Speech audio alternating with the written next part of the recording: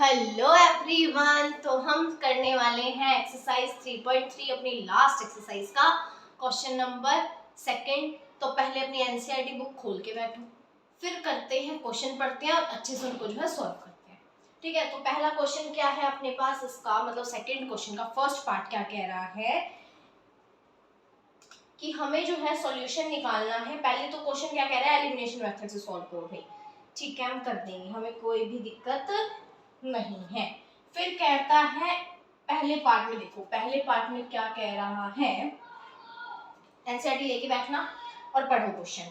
If we add 1 to the numerator, क्या कह रहा है, अगर हम न्यूमरेटर में एक ऐड करते हैं and subtract 1 from the denominator, और एक सब्ट्रैक्ट कर दे डिनोमिनेटर से।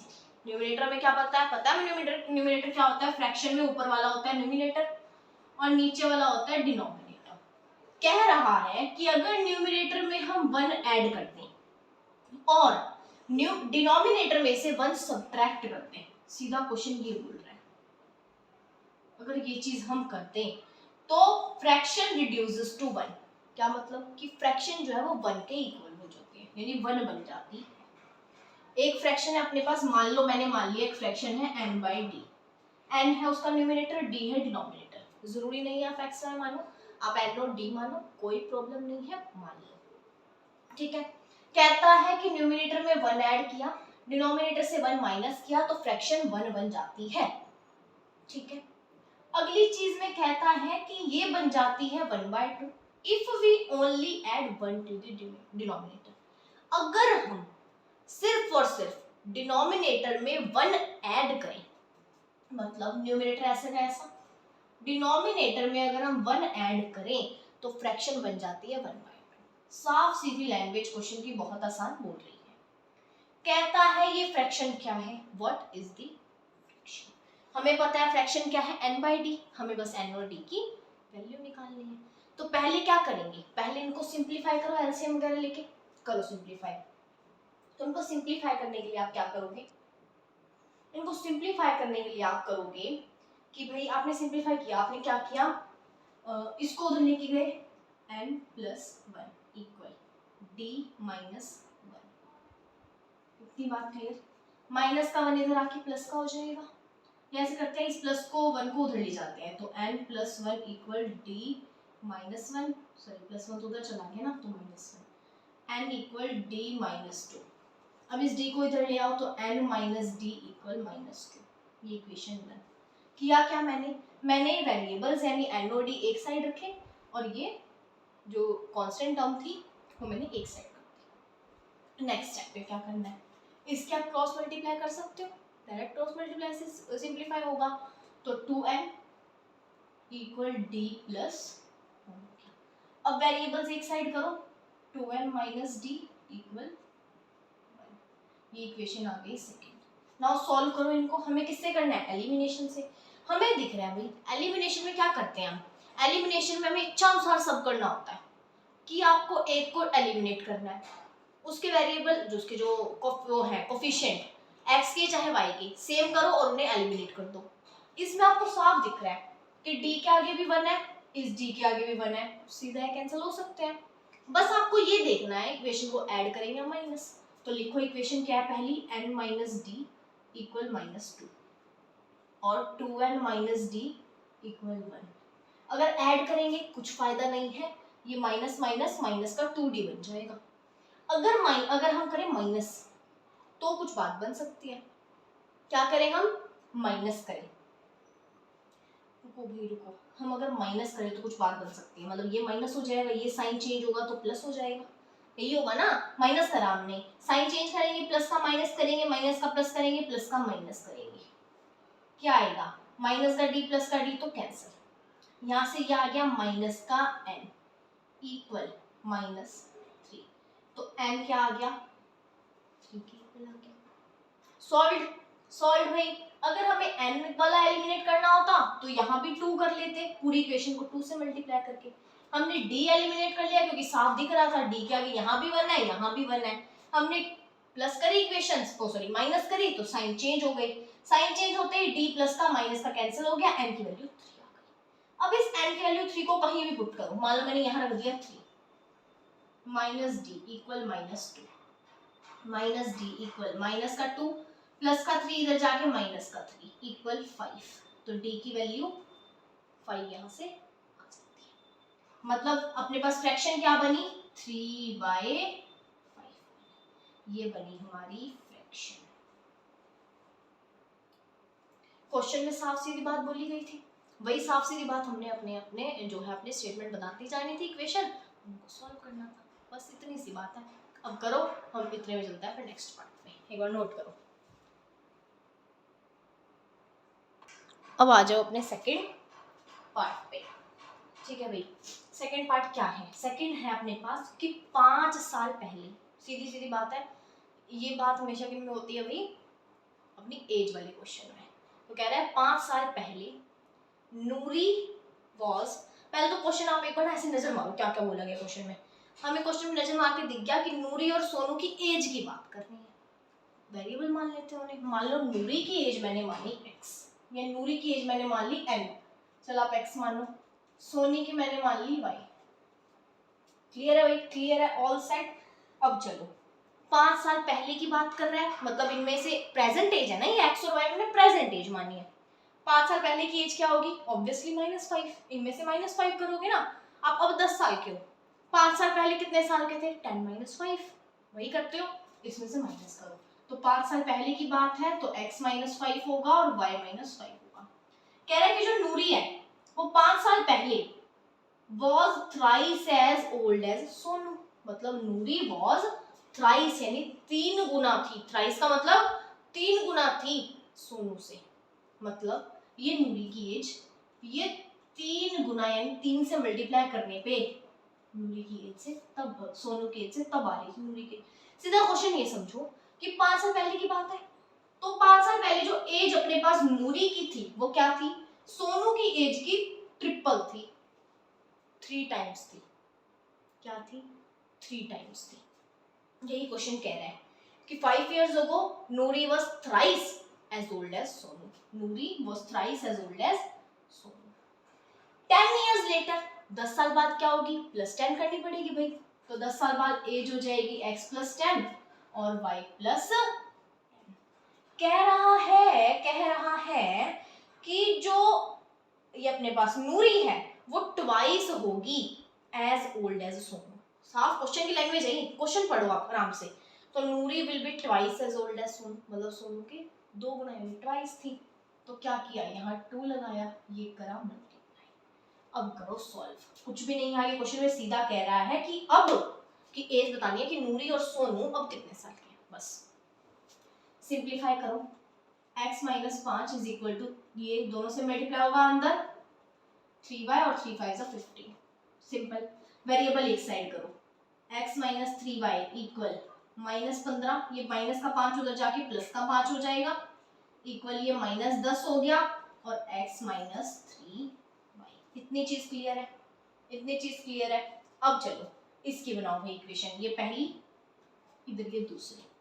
x + 10 इक्वल, अंदर करो मल्टीप्लाई, 2y + 2 10 20, वेरिएबल एक साइड करो,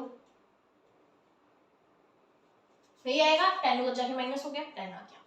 फिर क्या हुआ अपने पास, ये इक्वेशन 2।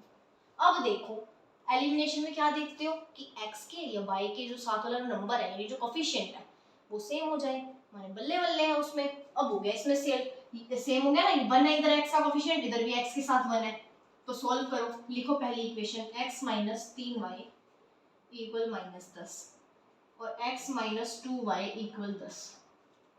इतनी चीज क्लियर। अब करो एलिमिनेट, प्लस करने पे होगा नहीं होगा, क्यों, क्योंकि x + x इधर 2x आ जाएगा, एलिमिनेट तो हुआ नहीं। तो हम करेंगे माइनस, हमने माइनस करा, सबके साइन चेंज होंगे, यानी नीचे वाली इक्वेशन में इसका प्लस हो गया, ये माइनस हो गया, साइन चेंज हुए नीचे वाली इक्वेशन के। अब ऊपर वाले तो मानेंगे नहीं, नीचे वाले मानेंगे साइन, तो प्लस का x और माइनस का x, -3y प्लस का 2y क्या आया, y इक्वल, ये -10 और -10 क्या हुआ, ये माइनस का आएगा ना, 3, हाँ माइनस का है ना, फिर साइन माइनस और एक साथ बड़ा है, बड़े वाले के साथ माइनस है, तो -10 क्या आया, -10 20, यहाँ से y क्या आ गई, एज क्या आ गई 20। किसकी है ये y 20 एज, y किसकी मानी थी, सोनी, सोनू है सोनी जो भी है, वो क्या है y 20 है, ठीक है भाई, आई थिंक सोनू है नाम, तो क्या है 20 है। अब इस 20 को किसी भी एक में पुट करो मान लो मैंने यहाँ पुट किया, तो x माइनस 2 इंटू 20 यानी 40 इक्वल 10, x इक्वल 50 आ गया। यहाँ पुट किया है, y की जगह पे 20 रखा, 2 20 का 40 माइनस का 40 उधर जाके प्लस में, x 50 आ गया। मतलब नूरी की अब की एज 50 है और सोनू की अब की एज 20 है। अब कर लो नोट और फिर चलते हैं अगले पे। आ जाओ नेक्स्ट पार्ट पे क्या है, इंपॉर्टेंट है, इंपॉर्टेंट है, इंपॉर्टेंट है, समझने लायक चीज है। कहता है सम ऑफ डिजिट्स, डिजिट्स क्या होती है, कोई नंबर है अपने पास, उसमें जैसे मान लो एक 5 3 9 नंबर है, इसमें 5 एक डिजिट है, 3 भी एक डिजिट है और 9 भी एक डिजिट है, तो ये डिजिट हो गए अपने पास एक नंबर की। कह रहा है sum of digits of a 2 digit number, number दे दिया 2 डिजिट नंबर है भाई, 2 डिजिट का नंबर है, ठीक है। हमने मान लिया उसकी पहली डिजिट तो है x, फिर दूसरी है y, मतलब लेफ्ट वाली x है और राइट वाली हमने मान ली y है। फिर कह रहा है कि इनका सम 9 है, मतलब कि दोनों जो डिजिट है उनका सम है 9।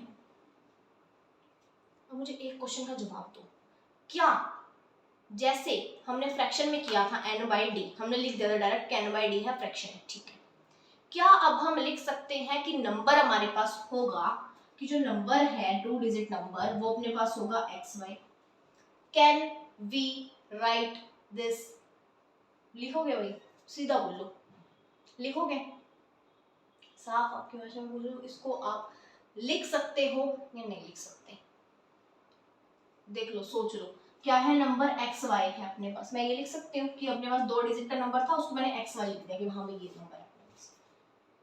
अगर हाँ कह रहे हो ना, बिल्कुल गलत कह रहे हो, क्यों, क्योंकि जब हमने ऐसे लिख दिया कोई नंबर तो क्या ये मल्टीप्लाई में नहीं आ गई, क्या x और y मल्टीप्लाई में नहीं आ गई। मान लो मैं आपको बोलूं कि अपने पास एक डिजिट है 1 और एक अपने पास जो है x की वैल्यू 1 है, पहला डिजिट 1 है और 8, उसको नॉर्मल तो हम लिख सकते हैं, बट यहाँ पे मैंने x और y से थोड़ा लिखूंगी मैं, खुद सोचो आप क्यों नहीं लिख सकते इस चीज को, x और y यहाँ मल्टीप्लाई में हो गए और मैं मल्टीप्लाई में करके थोड़ी ना आंसर चाहिए। मैं मान लो अपने पास आंसर अपने पास आ जाता है, मैंने माना कि अपने पास ये सॉल्व करने के बाद x की वैल्यू मान लो 3 आती है और y की 6 आती है, सिंपल, मान लो x की वैल्यू 3 आई और y की अपने पास सिर्फ 4 आ गई, x की 3 आ गई y की 4 आ गई।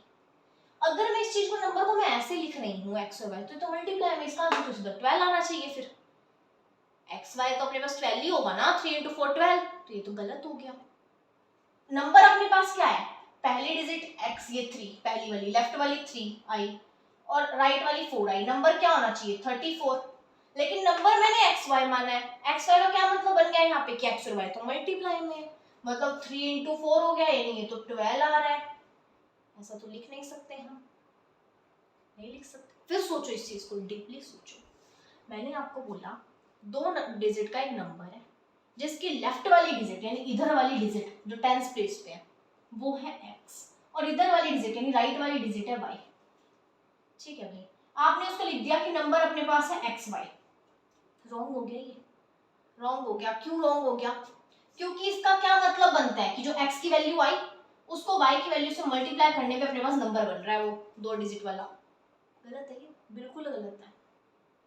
अपने पास मैंने एग्जांपल भी दिया आपको, हमने एक वैल्यू निकाली थी 3, एक है 4, हम इसको कैसे लिखेंगे 3 into 4 12, 12 आंसर नहीं होगा 12 आंसर, क्योंकि अपने पास लेफ्ट वाली डिजिट है x और राइट वाली है y, आंसर तो 34 होना चाहिए था, मैं तो मान रही 9 है, चल ठीक है, आंसर मतलब मेरे पास 34 होना चाहिए था, लेकिन हमने तो आंसर 12 निकाल दिया नंबर को x y लिख के, तो इस फॉर्म में नंबर को नहीं लिख सकते हम, फ्रैक्शन की बात अलग थी, ये बात अलग है। अब लिखोगे कैसे, बचपन में एक्सपेंड वगैरह करने की चीज पढ़ी है, कैसे लिखते हैं हम कई बार नंबर्स को, अपने पास एक तो टेंस प्लेस होती है, मान लो एक नंबर है 29, इस पे ये तो वंस प्लेस होती है यूनिट डिजिट और ये टेंस वाली होती है, ये चीज पता है हमें। 29 को एग्जांपल लेते हैं, 29 को क्या हम 20 + 9 नहीं लिख सकते, ऑफ कोर्स लिख सकते हैं, या क्या हम 2 इंटू 10 प्लस 9 नहीं लिख सकते? ऑफ कोर्स लिख सकते हैं। अब क्या इसमें कुछ रॉन्ग है? कुछ रॉन्ग, इसमें कुछ रॉन्ग नहीं है। मतलब ये जो इधर वाली लेफ्ट वाली जो 10th प्लेस वाली डिजिट है x है, ठीक बात। और ये 10 तो रहेगा रहेगा इंटू 10 प्लस 1 प्लेस वाली यानी कि यूनिट डिजिट कौन सी है? हमने y मानी है तो y, यानी 10x प्लस y हम इस फॉर्म में लिख सकते हैं। हम नंबर ये नहीं कह सकते कि नंबर है x y, no no no no no, बिल्कुल भी नहीं कह सकते। हम ये कह सकते हैं कि नंबर है 10x प्लस y। ये इक्वेशन यूज कर सकते हैं, ये नहीं करेंगे। ये कर दिया इसका मतलब x और y मल्टीप्लाई में है और क्वेश्चन गलत हो गया। ये चीज समझ के चलना, ये चीज बिल्कुल मत करना। फिर समझ लो, चाहिए एक चीज साफ समझ लो, हमने x माना है लेफ्ट वाला नंबर यानी कि 10 स्पेस वाला नंबर, y माना है हमने यूनिट डिजिट वाला यानी राइट वाला नंबर।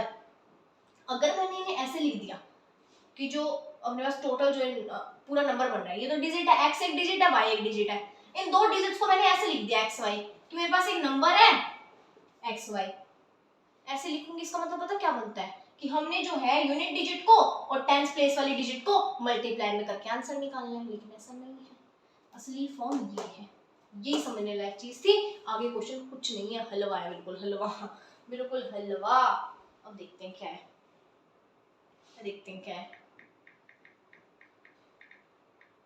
देखो भाई क्या कह रहा है कि अगला कहता है कि भाई 9 टाइम्स दिस नंबर, यानी इस नंबर का 9 गुना।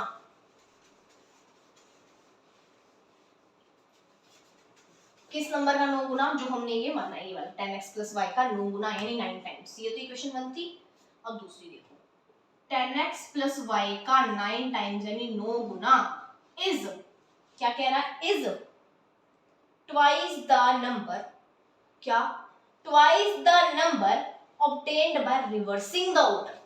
ऑर्डर रिवर्स करने से मतलब समझते हो कि y की प्लेस पे x कर दो और x की प्लेस पे y कर दो। मतलब ये 9 से मल्टीप्लाई करने पर मतलब इस नंबर का 9 गुना हो जाएगा किसके इक्वल? 2 गुना ऑफ यानी 2 से मल्टीप्लाई करने पे किसको? इस नंबर के ऑर्डर को चेंज करके, मतलब 10y प्लस x करके, x की जगह y करा और y की जगह x। अब यहाँ पे भी आप वही वाली चीज है, वही नहीं लिख सकते कि x y पहले लिया था फिर y x ले लिया। नो मीन्स नो, नहीं चलेगा, नहीं चलेगा, हमें ऐसे ही लेना पड़ेगा, ऐसे ही लेना पड़ेगा। फिर समझो क्वेश्चन में साफ कहता है 9 टाइम्स दिस नंबर इज यानी इक्वल टू, ट्वाइस यानी डबल, 2 से multiply of the number obtained by reversing the digit. Digit reverse कर दी मतलब x की जगह पे y ले आए और y की जगह पे x ले आए। कर दिया भाई, कर दिया भाई। अब करो भाई, अब करो। ये 90x हो गया plus 9y equal 20y plus 2x। सीधा मल्टीप्लाई करा, कुछ नहीं करा। x x वाली एक जगह ले आओ तो 90x minus 2x equal 20y minus 9y। ठीक है भाई, 90 में से 2 गया 88x, क्लियर। 20 में से 9 गया 11y। अब देखते हैं, सीधा सीधा हम इसको इधर ही ले आते हैं तो 88x माइनस में, या पहले कैंसिल कर लो, 11 को इधर ले जाओ तो ये 8 आ जाएगा। 8x minus y equal 0। y को इधर ले आई मैं और यहाँ 0 कुछ नहीं है मतलब 0। ये इक्वेशन सेकंड और इक्वेशन 1 ये रही। अब एलिमिनेशन यूज करना है, साफ क्वेश्चन में बोला गया है। तो क्या करोगे, पहले देखो क्या y और x वाले के किसी के सेम है वो नंबर? बिल्कुल सेम है। y का कोएफिशिएंट 1, y का कोएफिशिएंट 1। अगर दोनों को ऐड कर दे तो सीधा +1, प्लस का y और माइनस का y कैंसिल हो जाने। अभी इसमें तो और ही बल्ले बल्ले मस्त मजे जीवन के इस क्वेश्चन में है। क्या है अभी, करो सॉल्व। दूसरी इक्वेशन क्या है? 8x minus y equal 0। Plus करा, कैंसिल। 8x प्लस ये 9x इक्वल 9 हो गया। x इक्वल 9 उधर गया तो ये कैंसिल होके 1। अब रखो x को 1 तो ये 8 माइनस वाई इक्वल 0 हो जाएगा और y की वैल्यू आ जाएगी सीधा सीधा 8। अब नंबर क्या बनेगा? अब नंबर को आप लिख सकते हो कि अपने पास नंबर है 10x प्लस वाई है, तो अपने पास ये 1 हो गया, यानी 10 इंटू 1 1, 10 इंटू 1 10, प्लस में y क्या है 8, तो 10 प्लस 8 18, 10 प्लस 8। अगर आप एक्स वाई लिखते ना, अगर आप एक्स वाई लिखते इसकी जगह, फिर समझा रही हूँ, अगर आप इसकी जगह एक्स वाई लिखते तो क्या करते, गड़बड़ करते, आप सीधा क्या करते 1 इंटू 8 8 आंसर। लेकिन नंबर तो दो डिजिट का बोला है आपको, नंबर तो दो डिजिट का बोला है, लिख ही नहीं सकते, वो मल्टीप्लाई में हो जाएंगे, गलत हो जाएगा। हमने इस फॉर्म में लिखा है 10x प्लस वाई की फॉर्म में। करो, नोट करो और चलो नेक्स्ट पे आ जाओ। नेक्स्ट पे क्या कह रहा है, क्या कह रहा है कि Meena went to a bank to withdraw 2000। पहली बात तो मीना मेरी मैम का नाम है, हम कहेंगे हमारी मैम। हमारी मैम जाती है बैंक के अंदर विड्रॉ करने 2000 रुपए। कितने? 2000 रुपए। मैम गए 2000 रुपीज बैंक से निकालने। अब शी आस्क्ड द कैशियर, उन्होंने कैशियर को पूछा, कहा या फिर टू गिव हर, कि भाई मुझे दे 50 एंड 100 के नोट्स। मैम को सिर्फ 50 एंड 100 के नोट्स चाहिए। मैम को सिर्फ 50 और 100 के नोट्स चाहिए। कौन से चाहिए? 50 रुपीज के नोट और 100 रुपीज के नोट चाहिए मैम को। कहते हैं कि ma'am got 25 notes in all. Total notes कितने हैं? 25। टोटल नोट्स कितने हैं? नोट्स कितने हैं टोटल? 25। कौन से हैं? 50 के नोट है और 100 के नोट है। टोटल पैसे कितने निकाले हैं? टोटल पैसे मैम ने 2000 निकाले हैं। तीन इंफॉर्मेशन हमें यहाँ मिल गई। फिर कहता है भाई क्वेश्चन कि find how many notes of, कि कितने उन्हें 50 के नोट मिले होंगे और कितने उन्हें जो है 100 रुपीज, छोड़ बंद करो, उन्हें 100 रुपीज के कितने नोट जो है मिले होंगे। सिर्फ एक सेकेंड कह रहा है कि कितने उन्हें जो है 50 के नोट और 100 के नोट मिले होंगे। फिर समझो, हमारी मैम बैंक में जाती हैं, 2000 रुपए टोटल उन्हें निकालने हैं। वो कैशियर को मैम कहती हैं कि भाई मुझे तो 50 के और 100 के नोट चाहिए, 50 के नोट और 100 के नोट चाहिए। अब टोटल नोट्स उन्हें 25 मिले। मतलब अगर मैं मानूं कि मैम ने x तो 50 के नोट लिए, ठीक है, कि x तो मैम ने 50 के नोट लिए और मैम ने y लिए 100 के नोट। 50 के नोट कितने हैं? x, और 100 के नोट कितने हैं? y। टोटल कितने हैं? 25। मतलब x प्लस y कितने हैं? 25 है। कुछ कर रही हूँ मैं? कुछ नहीं कर रही, सिर्फ क्वेश्चन समझा रही हूँ, बस कुछ भी नहीं कर रही मैं। क्या है? x प्लस y कितने हैं भाई? 25 है। 25 है। अब कहता है, अब और दिमाग लगाओ, टोटल 2000 पैसे हैं, टोटल 2000 है, मैं थोड़ा दिमाग चला सकती हूँ। अगर 50 के नोट x हैं तो पैसे टोटल कितने होंगे? 50x। ठीक बात, मैं आपको बोलूँ, आपके पास 50 के 2 नोट हैं, टोटल रुपीस कितने हैं? 100 रुपए। कैसे निकाला? 50 into 2, 50 into number of notes, यही करा ना। मैं आपके पास बोलूँ, आपके पास 5 सिक्के हैं, नहीं मैं आपको बोलूँ 6 सिक्के हैं आपके पास 5-5 रुपए के, कितने टोटल रुपीस हो गए? 30। क्या किया? 5 का सिक्का इंटू में 6 सिक्के हैं, यानी नंबर ऑफ कॉइन्स, मल्टीप्लाई कर दिए। वैसे ही number of notes multiply rupees, number of notes multiply rupees, plus कर दो 100 बाई इक्वल टोटल कितने हैं? 2000 है। कोई गड़बड़ नहीं, बिल्कुल साफ सीधी बात। अब क्या करोगे भाई? हमें जो है x या y का कोफिशिएंट सेम करना पड़ेगा। कैसे करोगे? मान लो मैंने कर दिया x वाला सेम, तो मैं इस इक्वेशन को x से 50 से मल्टीप्लाई करूं, कर देती हूँ। क्या आया? 50x। सोल्व कर रहे हैं अब सिर्फ हम एलिमिनेशन से। 50y equal 12500। 5 से 25 को मल्टीप्लाई किया 125, एक बार कर लेते हैं। 25 into 5 1250 आएगा। डबल जीरो लगा दिया ना हमने। क्या आया? ये आ गया। फिर एक इक्वेशन ये है, नीचे ले आओ भाई इसको।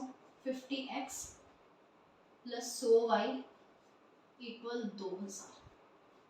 एलिमिनेट होगा इजीली। प्लस करोगे माइनस करोगे? प्लस करने में तो हो ही नहीं रहा कुछ, 50 50 100 बन रहा है, हमें तो निकालना है, क्लास से बाहर निकालना चाहते हैं हम इस x को। अब निकालो कक्षा से बाहर, माइनस ही माइनस ही माइनस, ये कैंसिल, ये आया माइनस का 50y, बड़े वाले के साथ माइनस है तो माइनस 50y, बड़े वाले के साथ माइनस है तो माइनस, 2000 में से 1250 माइनस करो भी, तो 2000 में से 1000 गया 1000, 1000 में से 200 गया 800, 800 में से 50 गया 750 होता है। तो y इक्वल 750, माइनस से माइनस तो कैंसिल बाय 50। एक बार चेक करें, एक बार चेक करें, बिल्कुल ठीक बात है, बिल्कुल ठीक बात है, y की वैल्यू 15 है, ठीक है, y की वैल्यू 15 है, मतलब मैम ने 15 नोट लिए 100 रुपए के, कितने नोट लिए, 15 नोट लिए मैम ने 100 रुपीज के। अब हमें ये देखना है कि x यानी कि 50 रुपए के कितने नोट लिए, इसमें पुट करें तो यहां से x प्लस 15 इक्वल 25 है, तो x क्या आ गया, प्लस का 15 उधर माइनस का हो जाएगा, x आ गया 10, मतलब 10 नोट लिए मैम ने 50 रुपए के, ठीक है अभी, और 15 नोट लिए मैम ने 100 रुपए के, टोटल रुपीस बन गए 2000, और टोटल नोट कितने बन गए 25 नोट, 15 प्लस 10 25, 15 नोट है अपने पास 100 रुपए के और 10 नोट है अपने पास 50 रुपए के। मैम ने पूरी मैथ में अपनी इस छोटे से इंसिडेंट से करा दिया। अब चलो नेक्स्ट पे करें, नेक्स्ट अपना अच्छा क्वेश्चन है, एक lending library has a fixed charge, एक लाइब्रेरी है मतलब जहाँ से बुक्स वगैरह बोरो करते हैं, उनका एक फिक्स्ड चार्ज है पहले 3 दिन के लिए, मतलब किसी लाइब्रेरी में आप जाते हो, पहले 3 दिन के लिए तो फिक्स चार्ज है कि आपने कोई बुक बोरो की तो पहले 3 दिन के लिए तो फिक्स चार्ज लगेगा, पहले ही लाइन में फिक्स चार्ज की बात कर दी हम, उस फिक्स चार्ज हमें क्वेश्चन में नहीं दे रखा कहीं भी, उस फिक्स चार्ज को हमने x मान लिया, क्वेश्चन में नजर मारो कहीं नहीं दे रखा फिक्स चार्ज, तो उसको हमने x मान लिया, हमने 3 दिन का जो फिक्स चार्ज है उसे x मान लिया, 3 दिन का टोटल फिक्स चार्ज x है, ऐसा नहीं है कि एक दिन का x है 3 दिन का 3x हो गया, ये गलती मत करना, क्या है टोटल जो 3 दिन बनते हैं उनका x है, तो सिर्फ x हो गया फिक्स चार्ज, फिर आफ्टर 3 डेज जो है एडिशनल चार्ज लगने लगेगा, क्वेश्चन समझा रही हूँ, आगे जो डे आएंगे उनमें एडिशनल चार्ज लगने लगेगा, यही क्वेश्चन कहता है, and an additional charge for each day thereafter, मतलब 3 दिन के बाद, 3 दिन के लिए तो x लगा भाई, x था टोटल, 3 दिन हो गए, x चार्ज अब तक लग गया तुम्हारा, उसके बाद तुम्हारा नया लगने लगेगा, कहता है सरीथा पेड, सरीथा नाम की लड़की ने कितने रुपीस पे किए, 27 पे किए, for a book kept for 7 days, एक लड़की ने 7 दिन एक किताब रखी अपने पास और 27 रुपए पे किए, फिर एक लड़की है भाई उसने पे किए 21 रुपीज, शशि ने पे किए 21 रुपीज एक बुक के लिए जो उसने 5 डेज के लिए रखी थी, तो 5 दिन के लिए रखी एक बुक 21 रुपए पे की, मेन बात तो ये क्वेश्चन की, फिर कह रहा है फिक्स्ड चार्ज निकालो और जो चार्ज लग रहा है हर एक्स्ट्रा डे के लिए, समझे, हर एक्स्ट्रा डे के लिए कौन सा लग रहा है, मान लो हर एक्स्ट्रा डे के लिए वाई मान ली, ये तो 3 दिन का फिक्स है, ये लगना है, उसके बाद हर दिन वाई वाई चार्ज लगता चला जाएगा।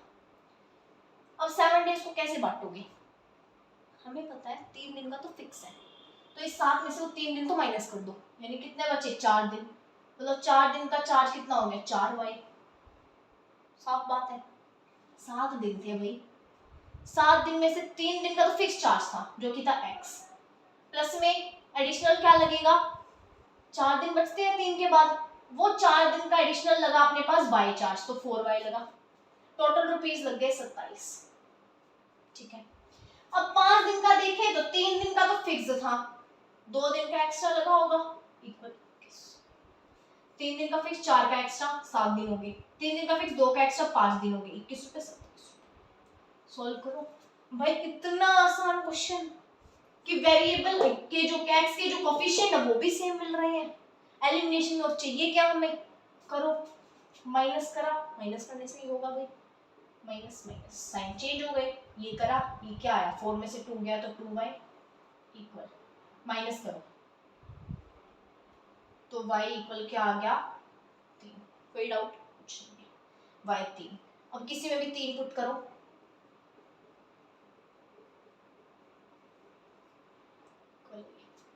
x is equal to 27 minus 12, 7 में से 2 गया बचा 5, 2 में से 1 गया बचा 1। गड़बड़ है क्या नहीं? x की वैल्यू 15 है। Let us check this answer. कहीं गड़बड़ नहीं लग रही है मुझे तो, बिल्कुल ठीक बात है। x की वैल्यू 15 है और y की वैल्यू 3 है। फिक्स्ड चार्ज 3 दिन का 15 रुपए लग गए भाई। उसके बाद जो दिन तुम रखते हो बुक, उसके हर दिन 3-3 रुपए लगते जाएंगे। पहले 3 दिन 15 रुपए लग गए, 3 दिन हो गए, तुम्हारे 15 रुपए मुझे दे दो भाई। आगे बुक रखते हो तो हर दिन के लिए तुम्हें 3-3 रुपए जो है लगते चले जाएंगे। ये कह रहा था क्वेश्चन। सिर्फ क्वेश्चन समझना है, इक्वेशन खुद बन जाएगी। इक्वेशन बन गई, एलिमिनेशन की प्रैक्टिस हो जाएगी। एलिमिनेशन की प्रैक्टिस हो गई, क्वेश्चन सॉल्व हो जाएगा। चलते हैं अब। Very very bye. ये चैप्टर हमारा यहीं समाप्त होता है। अगले चैप्टर में अब हम मिलेंगे। ठीक है भाई, बाय।